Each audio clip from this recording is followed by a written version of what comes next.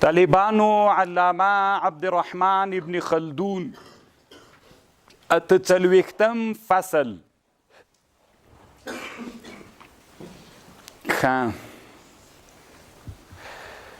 ابن خلدون رحمه الله شپږ څلوېښتم فصل کې وایي د حکومت طبیعي عمر ده. حکومت هم عمر لري.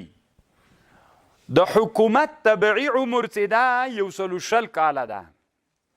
حکومت 160 کاله عمر لري.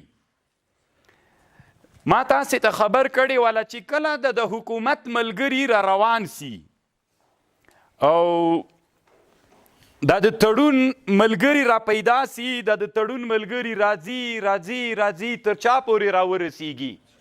تر بادشاهي پورې راورسیږي. حکمرانان سي په چوکۍ باندې کېږي. بیا پس له دې نه چې دوی کله په چوکۍ باندې کېناستل، دا څوک؟ دا د تړون والا خلک.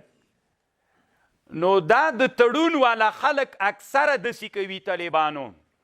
مونږ 3 مرضونه د بادشاهي مهلک وبلل. انفراد بالمجد، دا باید ونه کی.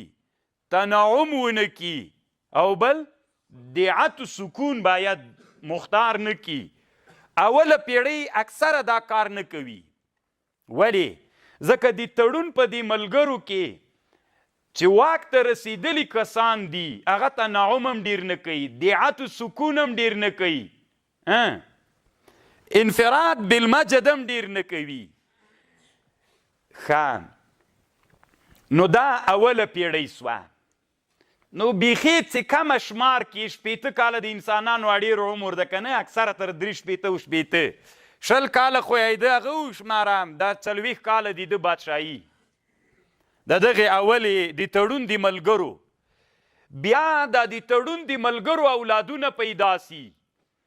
واکې اولادونو ته چې ورسي 40 کاله د هغوی دا یې څو 80 کاله. بیا 80 کاله نه وروسته د هغوی د لمسیانو دا بادشاهي چې دوام وکړي که نه، دا یې څو 160 کاله. نو د بادشاهي عمر طبیعي 100 کاله سو. 160 کاله د بادشاهي هغه طبیعي عمر سو. اوس اول چې د تړون ملګري دي، دوی اکثره کوشش کوي چې متنعمین نسی. ځکه هلته شهیدان، یتیمان، هغه یې ټول سترګو ته درېږي، ځان څنګه نه کوي، متنعمین کوي نه. او دیعت سکون ځکه نه کوي ځکه هغه ملت ده ته ستړي ورسره تېره کړې دی، مجبور ده چې ورسره څوک وکړي. نو دی ستړیا په ځان راولي، سکون مختار نه کړي، د خلکو کار وکړي. دا یې څو؟ دریم دا ده چې د تړون کې ټول ملګري د سره سنګر کې جنګېدلي وي، نو دی انفراد بالمجد هم څنګه ده نه کوي. نو چې انفراد بالمجد یې ونه که، نو اوله پیړۍ خو ښه تېره سوله. دا حکومت ډېر ښه حالت کې وي، ځکه د تړون ملګري تنعم هم نه خوښوي، بدویان وي لا تر اوسه، دیعت سکون هم نه خوښوي، انفراد بالمجد هم نه کوي. نو دا پیړۍ ډېر ښه حکومت تیر سي. څو کاله؟ 40 کاله. باید د موږ د امارت مشران هم 40 کاله خو طالبانو بیخي په حکومت کې بیا څوک نه غږېږي، نه تنعم وکړي، نه انفراد بالمجد وکړي، نه څوک وکړي سکون. بیا د دوی اولادونه چې راسي، بیا اولادونه چې دي هغوی باندې خو د پلرونو غوندې څوک نه ده تېره سوی، تکلیف نه ده تېر سوی. نو بیا اولادونه چې دي یو څه تنعم ته ورمایل سي، خو بیا هم د پلرونو آثار پکې وي، بیا هم دیعت سکون خوند ورکوي، خو بیا هم د پلرونو آثار پکې وي چې لږ غیرتیان زمن وي.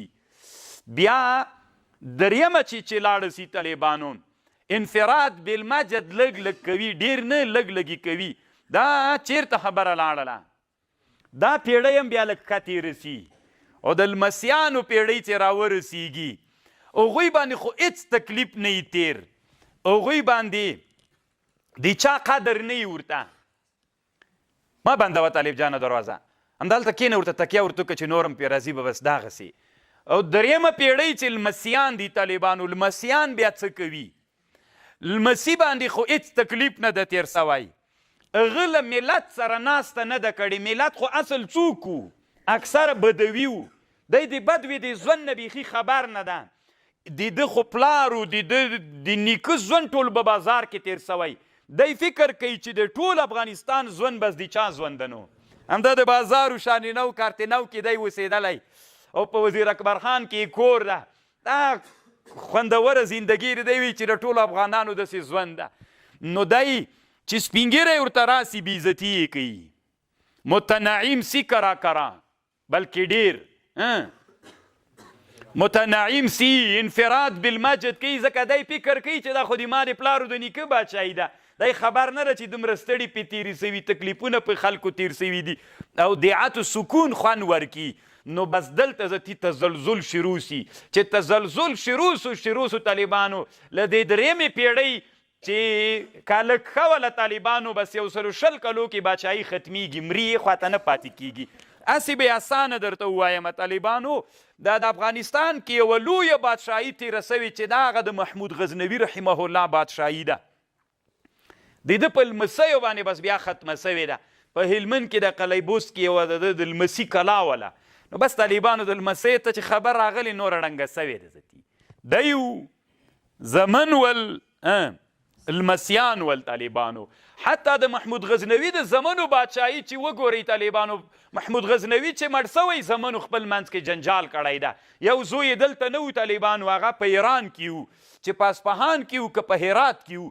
دغو ځایونو کې کوم چې کې یو دانه دلته و بیا جنجالونه سوي دي دلته هم بندي ورونو خپل منځ کې بندیخانې کړي. انفراد بالمجد راغی. ځکه ما درته ویلي و د بادشاهي هغه څه شی ده طبیعت. انفراد بالمجد وي دا مشري د تنادي مای بل څوک دی نه همداسې ده که نه طالبانو بیا څوک خوښوي. نو د بادشاهي طبیعي عمر څو کاله ده؟ 120 کاله ده. که ښه لاړ سي 120 کلو پورې رسیږي. او که چېرته د اوله طبقه چې ده د اوله طبقه که ښه لاړل انفراد بالمجد یې ونه که تنعم یې ونه که سکون او راحت یې ونه که بیا ښځي که دویم هم همداسې و که دریم هم که دوام کوي. اما که دا مرض دا خو طبیعي عمر ده چې 120 کاله پورې ځي.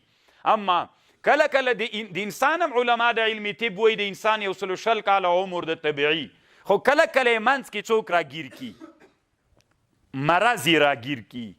کله چې حکومت په مرض اخته سو ولو که په اولنۍ پیړۍ کې اخته سو چې هغه د دې تړون ملګري دي د تړون په ملګرو کې که څوک پیدا سو متنعمین ودونو پسې ګرځېدل متنعمین موټرو پسې ګرځېدل کورونو پسې ګرځېدل بیا هغه حکومت متنعمین دیعت او انفراد بالمجد یو وری چې په دې مرضونو باندې حکومت اخته سو بیا یې زره مرض مړ کوي. بس دا یې سرطان ده نو مړي کې ټوغکۍ ونیسي او یا یې یو بل مهلک مرض ونیسي راچپی کې ختم سي.